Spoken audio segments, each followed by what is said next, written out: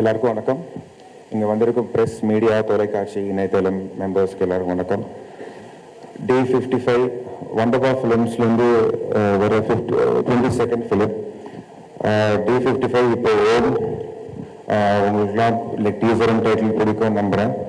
Firstly என்னை வந்து ஒரு கோ-ப்ரொடியூசர் ஆக்டருக்கு தனுஷ் சாருக்கு நன்றி. Always grateful sir. This film is one of the biggest budget films in Dhanush sir's career. I think the biggest budget film of his career, and also very happy to be collaborated with Artec Studios, their first film in Tamil. I hope it's the first of many collaborations together. Fans எதிர்பார்த்த மாதிரி இது வந்து ஒரு vintage Dhanush sir mass commercial film-ஆக இருக்கும். ஷுவராக வந்து I hope it will all satisfy you. This title, this teaser and everything with this film, I hope it satisfies everyone, and see you all on 16th October. Thank you. So Artec Studios has been my most ambitious dream, and D55 has taken me many steps closer to that dream. Thank you, Rajkumar sir. This is wonderful. So much excited for 16th October, and I'm so glad we associated with you, with Wonderbar, Shreyas, Dhanush sir. Very big thank you. Azmat?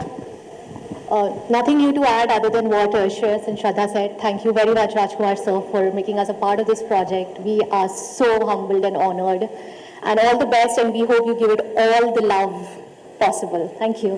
Thank you very much. படத்தை சுற்றி இந்த படத்தில் சேர்ந்திருக்கிற எல்லா விஷயங்களையும் வச்சு பார்க்கும்போது இதில் இணைஞ்சிருக்கிற எல்லாருக்கும்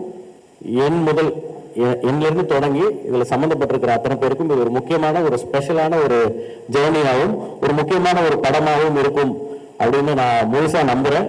இதில் என் கூட பயணிச்சுட்டு இருக்கிற எல்லாரும் நம்புகிறாங்க.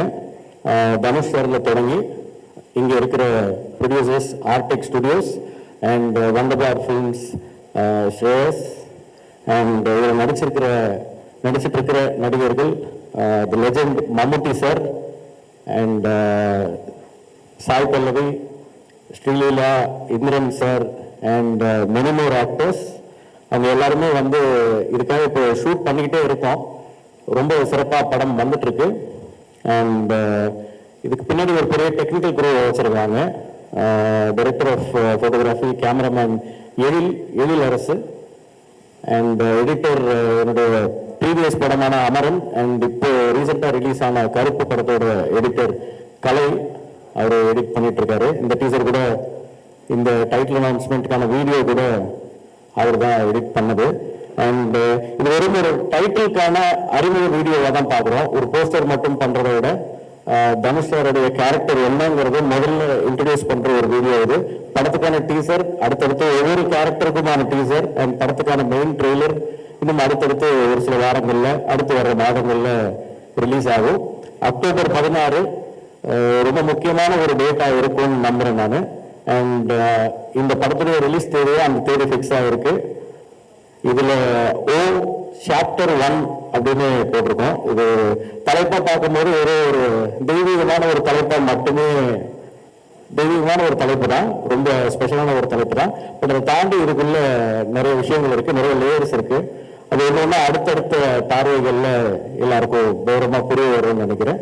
Thank you so much. Thank you very much sir. கண்டிப்பா அடுத்த பிரஸ்னுடைய Q&A இருக்கு. பட் நான் வந்து ஆஸ் அ ஃபேன் ஆக உங்கள்கிட்ட சில கேள்விகள் கேட்கணும்னு ஆசைப்படுறேன். தனுஷ் சார் தொடர்ந்து நிறைய படங்கள் நாங்க பார்த்திருக்கோம். ஓம்ல எப்படிப்பட்ட தனுஷ் சார் பார்க்க இருக்கும்? தனுஷ் சார் பத்தி சொல்லணும்னா, இதுல வந்து ஒரு மல்டிஃபெசிட்டட் பர்சனாலிட்டியா, ஒரு மல்டிஃபெசிட்டட் ஆக்டரா, ஒரு ஆக்டர் அப்படின்ற போது அவங்க ரொம்ப அதீத திறமையாளராக இருந்தால் கொஞ்சம் ஓவர் ஆக்ட் பண்ணுறாங்கன்னு சொல்லிடுவாங்க. கொஞ்சம் சட்டிலாக நடிச்சுட்டே இருக்காங்கன்னா ரொம்ப கம்மியாக பண்ணுறாங்கன்னு சொல்லிடுவாங்க. Any character or any emotion இதில் பல்வேறு இமோஷன்ஸ் இருக்குது. அதை தாண்டி கமர்ஷியல் ஆஸ்பெக்ட்ஸ் நிறைய இருக்குது. அது ரெண்டையும் பேலன்ஸ் பண்ணி குட் சினிமாக்கும் கமர்ஷியல் சினிமாக்கும் கரெக்டாக பேலன்ஸ் பண்ணி ஒரு பெர்ஃபார்மன்ஸ் வந்து தனுஷ் சார் இந்த படத்தில் கொடுத்துட்டே இருக்காரு. இப்போதைக்கு இவ்வளவு நான் சொல்ல முடியும்னு நினைக்கிறேன். ஓகே, சோ உங்களுக்கே தெரியும் அடுத்ததாக நாங்க எந்த பக்கம் வருவோம் அப்படின்னு சொல்லிட்டு.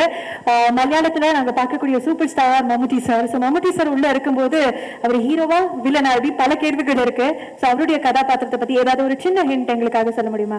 மம்முட்டி சாருடைய கதாபாத்திரத்தின் பெயர் கார்த்திகேயன். அண்ட் இது நிறைய ரியல் இன்சிடென்ட்ஸ் பேஸ் பண்ணி புனையப்பட்ட ஒரு ஃபிக்ஷனல் ஸ்டோரி இது. ஸோ அதில் மம்முட்டி சார் வந்து கார்த்திகேயன் அப்படிங்கிற ஒரு கேரக்டர் பிளே பண்ணுறாரு. அடுத்தது ரொம்ப சீக்கிரம் அவருடைய கேரக்டர் என்ன அப்படிங்கிறதுக்கான ஒரு முதல் பார்வையும் வரும். Wow. Yeah. That's so nice. Thank you so much, Raj sir. I know it's too early to talk about a lot of things about the film. So, அடுத்த press Q&A இருக்க போது அதுக்கு முன்னாடி மீண்டும் டைட்டில் டீசர் நம்ம பார்க்க போறோம். So, மீண்டும் உங்களுக்கு ஒரு பெரிய நன்றி. Thank you very much for joining. Thank you. And at this moment, I'd like to thank all the producers who have come from a long way. Thanks to Ms. Shraddha Agarwal, Mrs. Azmat, creative producer Mr. Vishu, and co-producer Mr. Shreyas, and Sandesh sir. And all of you have been very supportive for this film right from the beginning. Without you all, such a massive production wouldn't have been possible. And we've been visualizing a lot of things, and the project is also, it's getting bigger and bigger as we speak. So thank you for all the support, and thank you for standing with us. Thank you so much. Thank you. அனைவருக்கும் மாலை வணக்கம். இங்கே வந்திருக்கிற press மற்றும் Artek producers Shreyas, Jai Mehta. I would like to have Warner Jai also on the stage. Next. Okay. 12 வருஷம் எங்களோட அசோசியேஷன். The day we started டிவோட க்ரோத்தில் ஒரு மேஜர் பார்ட்னா that we owe to Dhanush sir. Company ஆரம்பித்து ஒரு புது கம்பெனி, ஆஃபீஸ் கூட இல்லாத டைம் நான் அவரை முதல்ல மீட் பண்ணி விஐபி படம் அவர் ஸ்டார்ட் பண்ணியிருக்காங்க. அது மாதிரி நாங்கள் ஆடியோ கம்பெனி ஸ்டார்ட் பண்ணியிருக்கோம் சார், டிஸ்ட்ரிபியூஷன் மாடலில் அப்படின்னு. I think nobody even started believing us. The first person to say, he didn't even ask so many questions. He said, okay, பண்ணலாம் சார். அதுக்கப்புறம் he started even promoting us, a man of words. It's always a proud to be part of any Dhanush sir movies. We would be very, very happy to be associated. And Rajkumar sir, அவரோட அமரன் கேட்கவே வேண்டாம், மிகப்பெரிய black Bastar. So இன்னைக்கு Dhanush sir, Rajkumar sir காம்பினேஷனில் Sai Pallavi, we would be more than happy to work on this project. Definitely. We are happy to be, and thanks to Shraddha and Ramu Agarwal and Asmat for having us as an audio label also on this project. So, அந்த அண்ணாமலையார் ஓம் நமச்சிவாய, அந்த அண்ணாமலையாரோட ஆசீர்வாதத்தோட ஓம் ஒரு மிகப்பெரிய black பஸ்டரா இருக்குங்கிறது என்னோட நம்பிக்கை.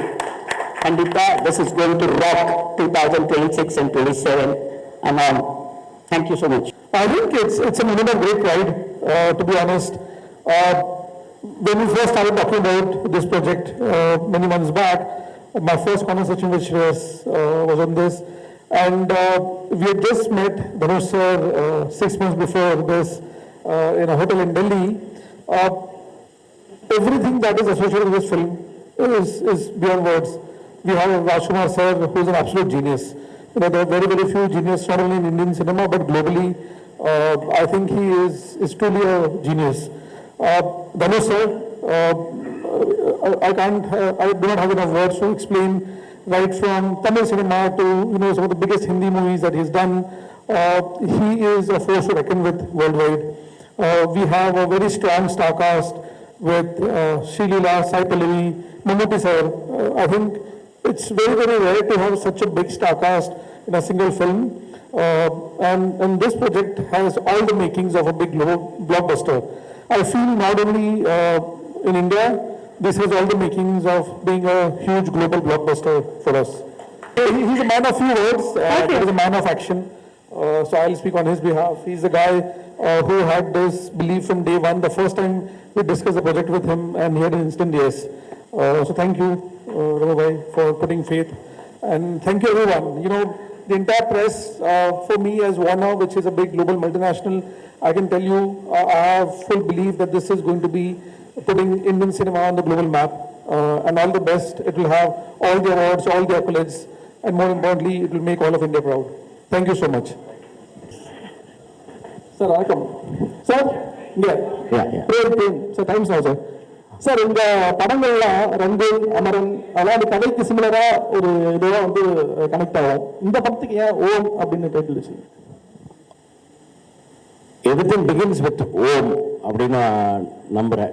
நினைக்கிறேன். And இதுக்கு வந்து கதைக்கும் இந்த சொல்லுக்கும் ரொம்ப தொடர்புகள் வேற வேற லெவல்ஸ்ல இருக்கு, வேற வேற லேயர்ஸ்ல இருக்கு.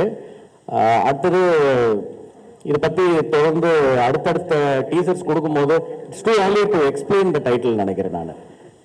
அடுத்தடுத்த டீசர்ஸ் அண்ட் அடுத்தடுத்த மெட்டீரியல்ஸ் வரும்போது you will have the answer sir. Sir இங்க ஏற்கனவே கன்னடத்துல உபேந்திரா நடிச்சு ஓமுன்னு ஒரு படம் வந்து மிகப்பெரிய ஹிட். இன்னைக்கும் அது ரசிகர்கள் மத்தியில் இருக்கு. அதே டைட்டில யூஸ் பண்றதுக்கு எனி ரீசன் சார்? இல்லை சார், இது வந்து இந்த படத்துக்கும் இந்த கதைக்குமான சூழலுக்கு ரொம்ப பொருத்தமான ஒரு வார்த்தையா இருந்தது. இப்போ நிறைய டைட்டில்ஸ் ரிப்பீட் ஆகுது. இப்போ நம்ம ஏற்கனவே பண்ண படம் கூட அது முன்னாடி 90s ஏர்லியரா வந்த கார்த்திக் சாருடைய படம் தான். நம்ம பண்ணது மட்டும் இல்லை, மற்ற ஃபில்ம் மேக்கர்ஸ் பண்ற படமும் love today are many films, even Dhanush சாரோட நிறைய படங்கள் கூட பழைய படங்களுடைய டைட்டில்ஸை ரிப்பீட் பண்ணியிருக்கு. பட் இது வந்து ஏதோ ஒரு சென்சேஷனுக்காக வைக்கப்பட்ட ஒரு டைட்டில் இல்லை. இந்த கதைக்கும் நான் ஒவ்வொரு முறையும் கதையோட தலைப்பை எழுதிட்டு அப்புறம் தான் ஸ்கிரீன் பிளே எழுதுவேன். அந்த மாதிரி இதுவும் ஒரு முக்கியமான தலைப்பா ஃபைனல் டிராஃப்ட்ல நம்ம ஆரம்பிக்க முன்னாடியே எழுதி அதுக்கப்புறம் தொடங்கின ஒரு திரைக்கதை தான் இது. ஸோ இதுக்கும் கதைக்கும் ஆழமான ஒரு சம்பந்தம் இருக்கிறதுனால தான் இருக்கு சார். சார் ராஜ்குமார் சார், நான் வேலையில வச்சிருந்தேன் கார்த்திக் சார். இந்த சாப்பு பேக்ரவுண்டு, சிகப்பு பேக்ரவுண்ட் கம்யூனிசத்தை குறிக்குதா செம்மரத்தை குறிக்குதா? இல்லை சார், அதுலேயே வந்து எழுத்தா என்னன்னு விவரிச்சிருக்கு. அதில் வந்து சாப்டர் 1 உதிரம் த பிளட் வுட் அப்படின்னு இந்த ஓம்ங்கிற படத்துக்குள்ள இந்த பார்ட் 1, அதாவது சாப்டர் 1 அப்படிங்கிறது உதிரம் த பிளட் வுட் அப்படின்னு இருக்கு. அதுலேயே அது it is there is nothing to hide. அதில் பிக்சர்ஸ்ல இருக்கு, விஷுவல்ஸ்ல இருக்கு, கேப்ஷன்ல இருக்கு. இது எது சம்பந்தப்பட்டது கான்ஃபிளிக்ட் அப்படிங்கிறது அதை கொஞ்சம் பார்த்தாலே புரிஞ்சிடும் நினைக்கிறேன். கண்டிப்பா சார்.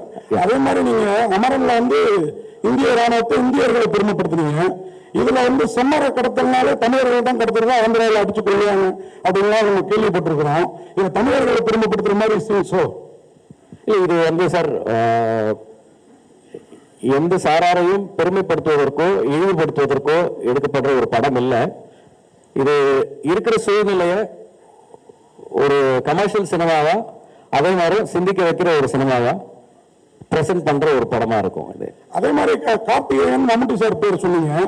இவர் பேர் அண்ணாமலையா? அண்ணாமலைக்கு யாராவது இறங்குறாங்க ஒரு தனுஷ் என்ட்ரி ஆகிறப்போ? இதுல என்ன பேர் சொல்லல சார். அவங்க சொல்றது அண்ணாமலையாருக்கு அரோகரான்னு சொல்றாங்க சார். டாக்டர் சார், இப்போ இந்த ஓம்ங்கிற வார்த்தைக்கு சமஸ்கிருதத்தில் சோம்னு ஒரு வார்த்தை இருக்குது. அதாவது சோமபானம் சுராபானம்னு சொல்லுவாங்க. அந்த சோமுங்கிற வார்த்தை மருவி தான் ஓமா வந்திருக்கு. சோம்னு சொன்னா கஞ்சான ஒரு பொருள் இருக்கு. எப்படி அதுல இருந்து வரி வந்திருக்கு? இந்த உண்மை தெரிஞ்சிருக்குங்களா? அப்படி இல்லை சார். ஐ திங்க் சான்ஸ்கிரிட்ல ஓம்காரா அப்படிங்கிறது ஓம்கான விளக்கமா இருக்கு சான்ஸ்கிரிட்ல. நம்ம சொல்ற ஓம் அதுதான். அதை தாண்டி இந்த ஓம்க்கு வந்து படத்துக்குள்ள டிராவல் பண்ணும்போது படம் வெளியாகிறதுக்குள்ள அதுக்கான எக்ஸாக்ட் விளக்கம் என்ன, இந்த படத்துக்கும் ஓம் அப்படிங்கிற சொல்லுக்கான சம்பந்தம் என்னங்கிறது ரொம்ப ஈஸியா எல்லாருக்கும் புலப்படுற ஒரு விஷயமா இருக்கும் அடுத்தடுத்து பண்ற ப்ரொமோஷன்ஸ்ல. ஸோ இதுல அந்த அளவுக்கு இது எனக்கு புது இன்ஃபர்மேஷனா இருக்கு நீங்க சொல்றது. ராஜ்குமார் சார், மீனாட்சி சுந்தரம் சார், உண்மை கதை நீங்க அமரன் எடுத்தீங்க. இந்த படம் கூட 2015 நடந்த ஒரு உண்மை சம்பவமா தெரியும். நாங்கள் வெளிப்படையா சொல்லல, ட்ரெய்லர்ல தெரியுது. இந்த உண்மை சம்பவங்கள் வந்து எல்லாருக்குமே தெரிஞ்ச கதையா இருக்கும். அது வந்து சினிமாவில் எடுக்கக்கூடிய சவால் என்ன? அப்புறம் வந்து இதுதான் தனுஷ் சாருடைய லைஃப்லயே பெரிய பட்ஜெட்ல உருவாயிருக்காங்க. இந்த கதைக்கு ஏன் அவ்வளவு பெரிய பட்ஜெட்? இல்லை சார், இன்னைக்கு வந்து ஃபர்ஸ்ட் நான் வந்து இந்த உண்மை சம்பவங்கள் பத்தி நீங்க சொல்றதுக்காக சொல்றேன். ஐ திங்க் எல்லா கதையும் எனக்கு தெரிஞ்சு எல்லா ஃபில்ம் மேக்கர்ஸுமே வந்து they inspire ideas from they get inspired for ideas for concepts from daily life. இல்லை அவங்க வாழ்க்கையில் நடந்த சம்பவங்கள், இல்லை அவங்க ஃப்ரெண்டு வாழ்க்கையில் நடந்த சம்பவங்கள். ஸோ என்ன ஜானர்ல நான் படம் பண்ண நினைக்கிறோங்கிறது தான் முக்கியம்னு நினைக்கிறேன் நான். ஸோ போன படம் வந்து ஒரு பயோகிராபிக்கல் பிக்சர், ஒரு மிலிட்ரி பேசிஸ்ல பண்ண ஒரு படம். அது ஒரு ஆர்மி சோல்ஜர், ஒரு ஆர்மி மேஜருடைய வாழ்க்கை படமா வந்தது. அது இப்ப பண்றது அதுக்குன்னு சில தன்மைகள் இருக்கு. பட் எந்த படமா இருந்தாலும் வெறும் அந்த உண்மை சம்பவத்தை மட்டுமே எடுத்து நம்ம படம் பண்ணோம்னா அது வந்து அதுக்கு ஸ்கிரீன் பிளேன்னு ஒன்று ரொம்ப முக்கியம். ஸோ அந்த screen play decides every thing. கற்பனை கதையா இருந்தாலும் உண்மை கதையா இருந்தாலும் ஐ திங்க் அதுதான் that makes the difference for the result sir. நீங்க கேட்ட ரெண்டாவது கேள்வி அதிக பட்ஜெட் அப்படிங்கிறது வந்து ஐ ட்ரூலி பிலீவ் இன்னைக்கு வந்து மார்க்கெட் சைஸ் வந்து எக்ஸ்பேண்ட் ஆயிருக்கு. நம்ம வந்து அதை எல்லாருமே பார்க்குறோம். ஒரு படம் நல்லா போச்சு அப்படின்னா ஒரு சிறிய பொருட்செலவில் எடுத்திருந்தாலும் சரி, வளர்ந்து வரும் நடிகர்கள் இல்லை புதுமுக நடிகர்கள் even Malayalam cinema or any region வந்து இப்போ இன்னைக்கு வந்து பேரியராக இல்லாமல் ஒரு சின்ன படம் கூட வந்து அதாவது கம்மி பெருச்சளவில் எடுக்கப்பட்ட ஒரு படம் கூட வந்து இன்னைக்கு crores and crores of money collect பண்றது நம்ம பார்க்க முடியுது. ஸோ அதுக்கு காரணம் வந்து ஆடியன்ஸ் இன்னைக்கு வந்து எல்லாராலையும் எல்லா இடத்துக்கும் போய் ரீச் பண்ணிட முடியுது. அதனால பட்ஜெட் அப்படிங்கிறது அந்த படத்தோட கதைக்கு தேவையான ஒரு விஷயமா இருக்கு. காட்டு பகுதிகளில் நடக்கும்போது ஏதாவது விபத்துகள் ஏற்பட்டு அவங்க வந்து உண்மையான டாக்டராக வந்துட்டு ஏதாவது ஒர்க் பண்ணாங்களா வந்து? இல்லை சார், அவங்களுக்கு வந்து அவங்களுடைய ஆக்டிங்க்கு ஆக்டர்ஸாக அவங்க ரோல்ஸுக்கு ப்ரிப்பேர் ஆகிறதுக்கு இந்த படத்தில் வேலை சரியாக இருக்குது ரெண்டு பேருக்கும். இன்னொன்று ப்ரொடக்ஷன் ஹவுசஸ் அதாவது ப்ரொடியூசர்ஸ் வந்து முன்னேற்பாடுகளோடு ரெடியாக இருக்காங்க. அதனால எந்த வித விபத்துகளும் நாங்கள் இது வரைக்கும் சந்திக்கல.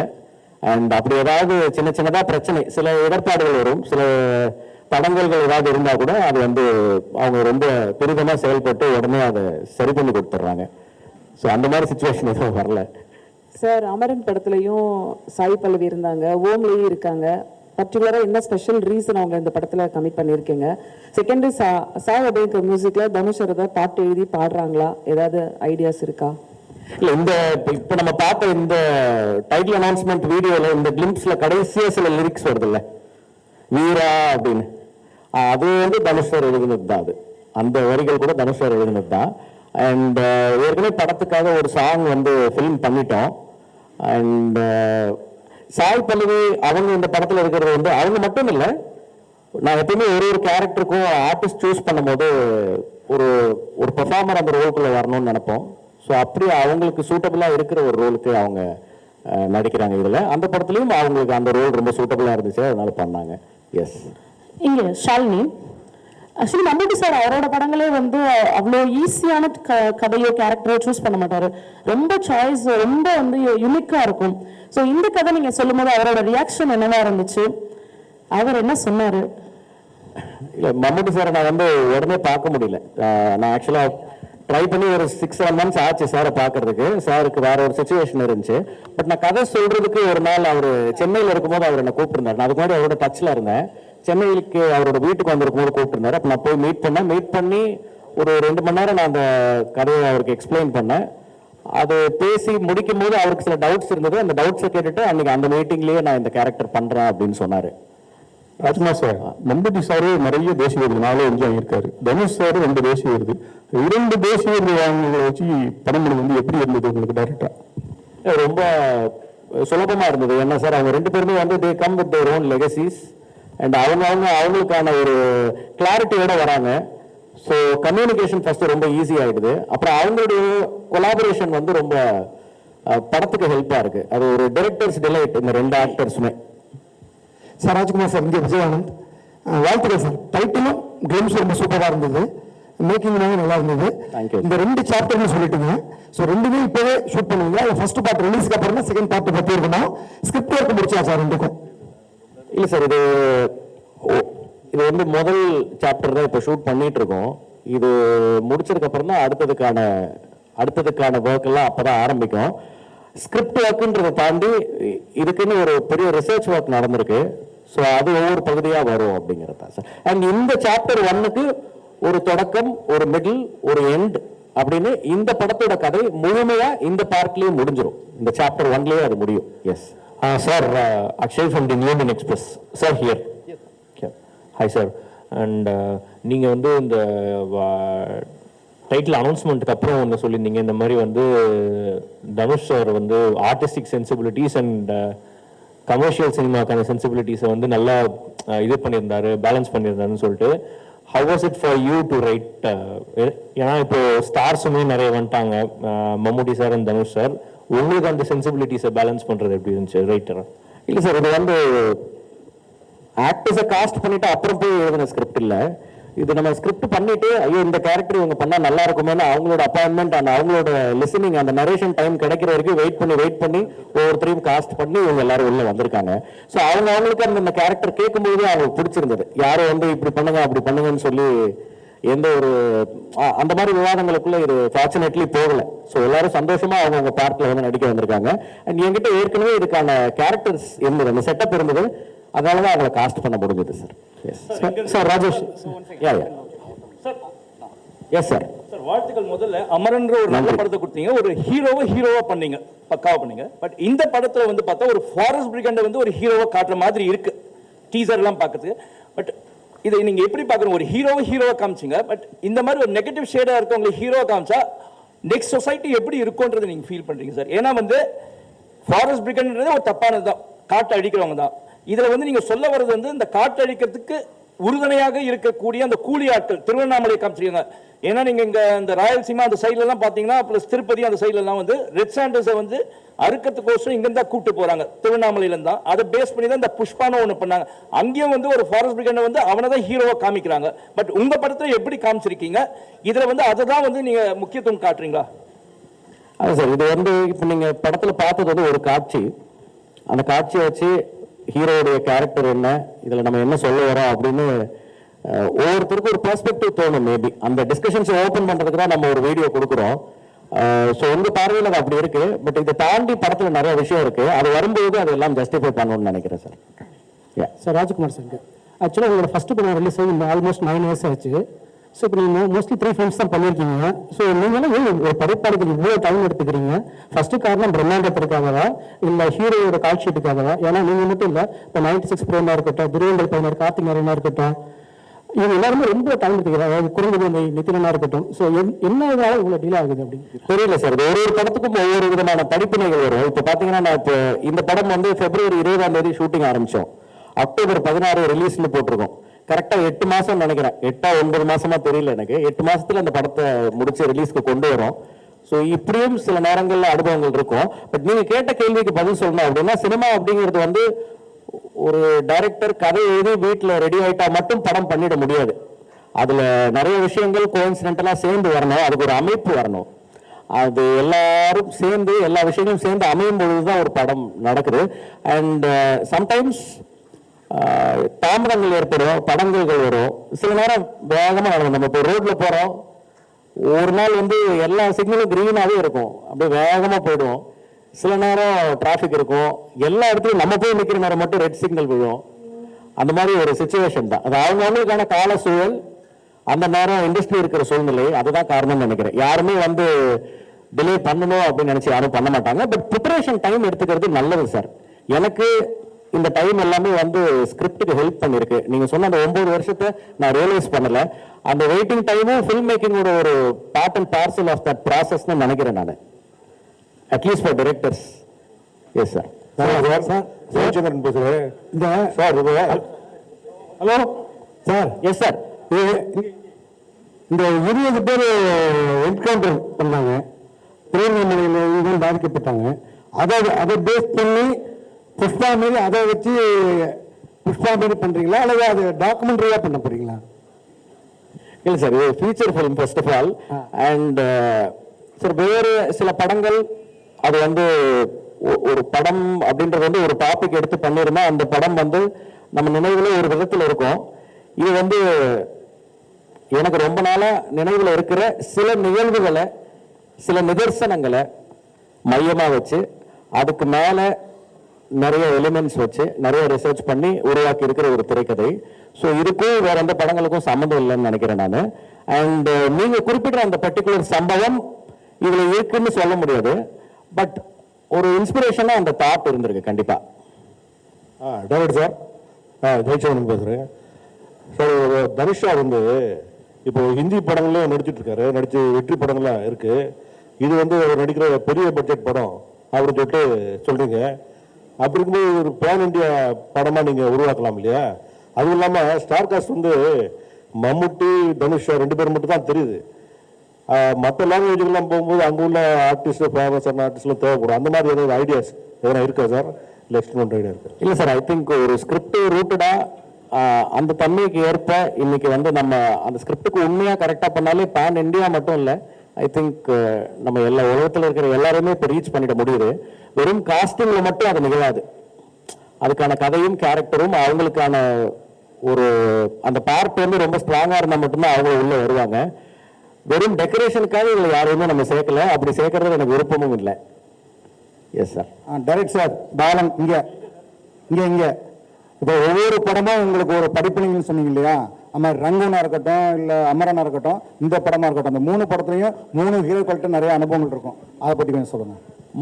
மூணு ஹீரோக்கள்கிட்ட கிடைச்ச படிப்பினை அனுபவம் ஏதாவது சொல்லுங்கள் சார். அனுபவம் அப்படின்றது வந்து நாட் ஜஸ்ட் வித் ஹீரோஸ், நம்ம ஒர்க் பண்ணுற ப்ரொடியூசர்ஸ் கிட்ட இருக்கும், கூட ஒர்க் பண்ணுற அசிஸ்டன்ட் டைரக்டர்ஸ் கிட்ட இருக்கும்.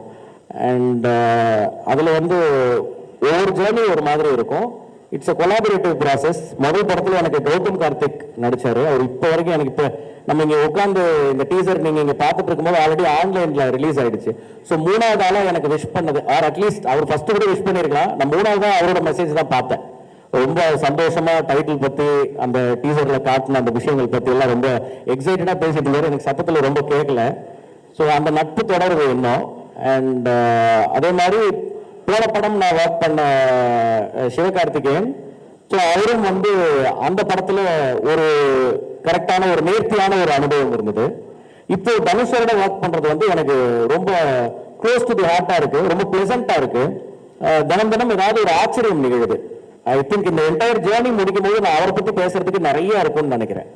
ஸ்ரீலீலா பற்றி சொல்லுங்கள் சார். ஸ்ரீலீலாவோட இப்போ தான் ஷூட் ஸ்டார்ட் பண்ணியிருக்கோம். Very few days we have started work with her. இப்போ தான் கொஞ்ச நாள் தான் ஆயிருக்கு. ரொம்ப ஒரு ப்ராமிசிங் டேலண்ட் அவங்க. இன்னும் அவங்களுடைய ஒரு பெர்ஃபார்மிங் சைடை நம்ம நிறைய படங்களில் பார்க்கணும்னு நினைக்கிறேன். Excellent dancer, but very good actress also. I mean very good performer also. Hello Sir, sorry to interrupt. One question. Sir, I am Krishna Kumar from DD. Sir, here. I have 2 questions. Yes, sir. In what way this இந்த title வந்து இந்த கதைக்கு வந்து உங்களுக்கு நெசசிட்டியா இருக்கு, number 1. Number 2, நம்ம ஓம்ங்கிறது நம்ம இந்து விஷயத்துல பிரணவ மந்திரத்துல மனசாந்திக்காக சொல்ற ஒரு மந்திர வார்த்தை. அதை எப்படி ஒரு டிசைனே வந்து அட்டாக்கிங் இன்ஸ்ட்ருமெண்ட்ஸ் மாதிரி ஒரு ஷார்ப்பாக வச்சிருக்கீங்களா, அதுக்கு விளக்கம் இருந்தால் கொஞ்சம் கொடுங்க. இல்லை சார், நம்ம தினம் சாமி கும்பிடுறோம்.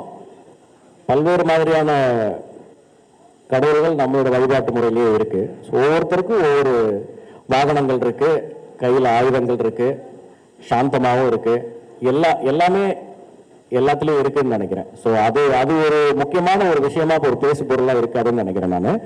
நீங்கள் கேட்ட கேள்விக்கு ரிலேட் பண்ணி சொல்லும்போது, அண்ட் இந்த வார்த்தை கதைக்கு எவ்வளவு பொருத்தமா இருக்கு அப்படிங்கிறது நான் ஏற்கனவே நிறைய பேர் இதே கேள்வியை மாத்தி கேட்டாங்க. அவங்க எல்லாருக்கும் சொன்னதுதான் திருப்பி சொல்றேன். அடுத்தடுத்த பார்வைகள் வரும்போது அது தெளிவா புரிஞ்சிரும்னு நினைக்கிறேன் சார்.